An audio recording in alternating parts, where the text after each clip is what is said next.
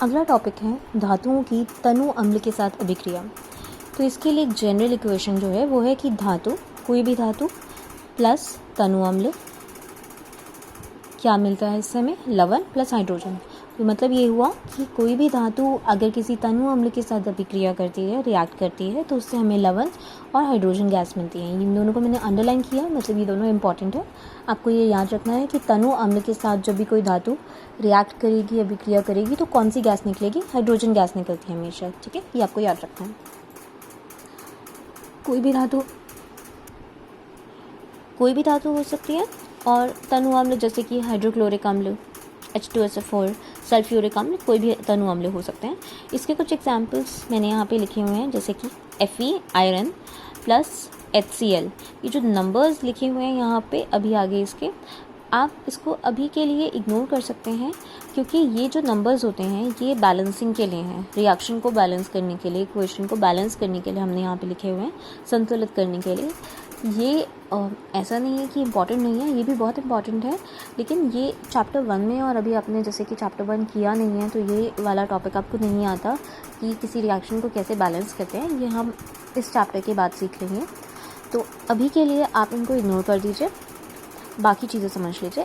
Iron जब HCl के साथ अभिक्रिया करता है तो iron chloride FeCl3 plus H2, तो FeCl3 क्या हो गया, लवण, और हाइड्रोजन गैस, जैसे कि मैंने बोला था हाइड्रोजन गैस निकलेगी हमेशा, तो हमेशा हाइड्रोजन गैस निकलती है, उसका उत्सर्जन होता है।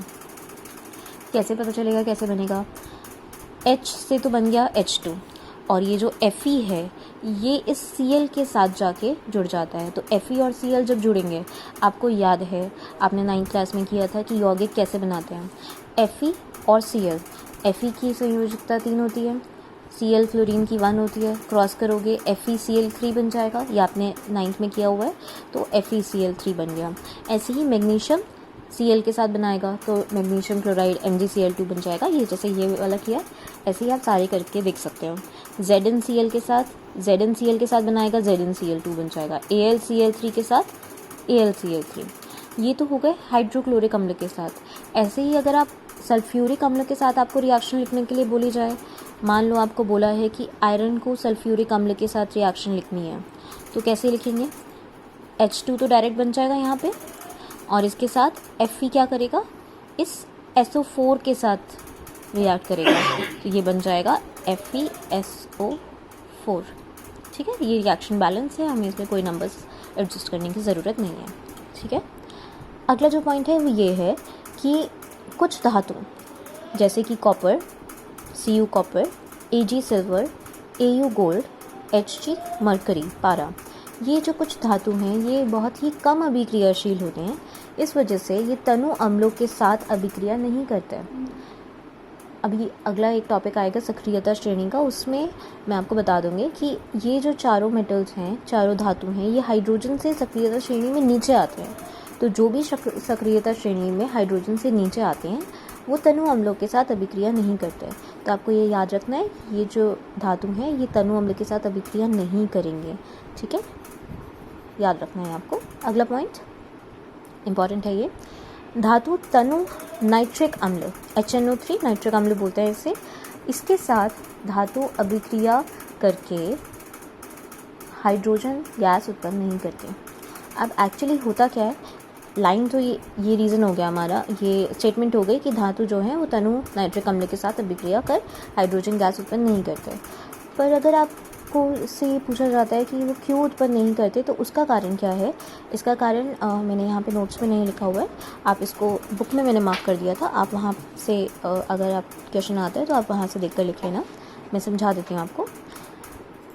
तो जो धातु हैं वो नाइट्रिक अम्ल के साथ अभिक्रिया कर हाइड्रोजन गैस उत्पन्न इसलिए नहीं करते हैं क्योंकि नाइट्रिक अम्ल अत्यधिक ऑक्सीडाइजिंग होता है, यानी कि मतलब वह एक प्रबल ऑक्सीकारक होता है जो उत्पन्न हाइड्रोजन को ऑक्सीकृत कर देता है और उसे हाइड्रोजन को जल में परिवर्तित कर देता है। और ख़ुद भी क्या होता है, जो नाइट्रिक अम्ल है वो खुद भी किसी ऑक्साइड में, जैसे कि नाइट्रोजन डाइऑक्साइड, नाइट्रस ऑक्साइड, किसी भी प्रकार के ऑक्साइड में वो परिवर्तित हो जाता है। तो जो हाइड्रोजन गैस उत्पन्न हुई थी, एक्चुअली ऐसा नहीं है कि हाइड्रोजन गैस उत्पन्न होती नहीं है, हाइड्रोजन गैस उत्पन्न तो होती है, पर वो उत्पन्न होते ही वो फिर जल में परिवर्तित हो जाती है। तो हमें तो कोई हाइड्रोजन गैस मिलती नहीं है, तो हमें ऐसे लगता है कि कोई हाइड्रोजन गैस उत्पन्न नहीं हुई। तो हम यही कहते हैं कि हाइड्रोजन गैस वह उत्पन्न नहीं करता। क्यों नहीं करता? क्योंकि वह एक प्रबल ऑक्सीकारक है। आप नाम याद रखना, वह एक प्रबल ऑक्सीकारक है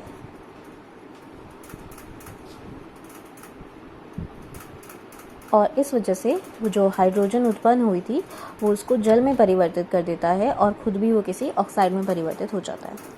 लेकिन यहाँ पे भी एक लेकिन है, दो ऐसे धातु हैं, ये क्वेश्चन आ जाता है कभी कभार, दो ऐसे धातु हैं मैग्नीशियम और मैंगनीज। दोबारा बता रही हूँ, Mg का मतलब मैग्नीशियम, Mn का मतलब मैंगनीज। ये जो दो धातु हैं ये तनु नाइट्रिक अम्ल के साथ अभिक्रिया कर गैस, हाइड्रोजन गैस उत्पन्न कर सकती हैं।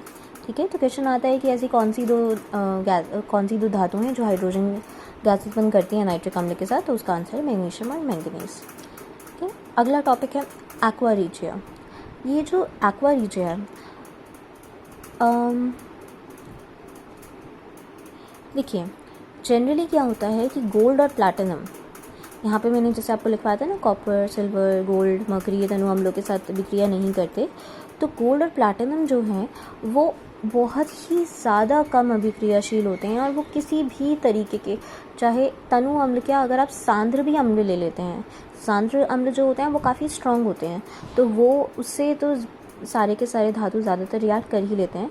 लेकिन ये जो गोल्ड है, प्लैटिनम है, ये बहुत कम अभिक्रियाशील होते हैं, तो सांद्र अम्ल भी इनको पिघला नहीं पाते हैं कोई भी। लेकिन इसमें भी एक एक्सेप्शन है, एक्वा रीजिया। इसमें 3:1 के अनुपात में 3 होता है इसके अंदर सांद्र हाइड्रोक्लोरिक अम्ल और 1 पार्ट होता है सांद्र नाइट्रिक अम्ल का। इसका एक मिक्सचर होता है और ये इतना ज़्यादा स्ट्रॉन्ग होता है कि ये गोल्ड और प्लैटिनम को भी जला सकता है, उसको भी पिघला सकता है। ठीक है, तो ये एक्वा रीजिया की स्पेशलिटी होती है।